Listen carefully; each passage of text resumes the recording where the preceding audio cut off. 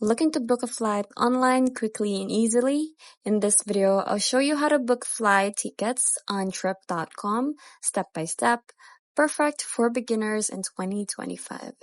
So, start by visiting the www.trip.com on your browser or opening the trip.com application on your phone. And then on the home page, tap on flights, then enter your departure city, destination, travel dates, and the number of passengers.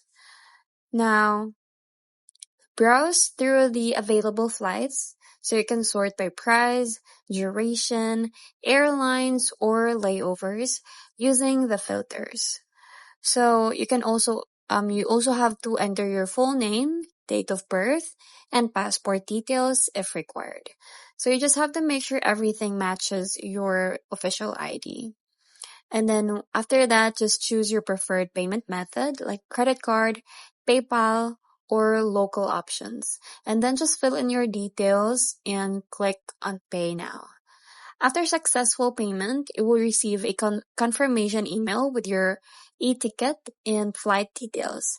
You can also check it under My Bookings in your trip.com account. And that's how you book a flight online using the trip.com.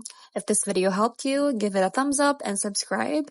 And let me know where you're flying in the comments. Bye!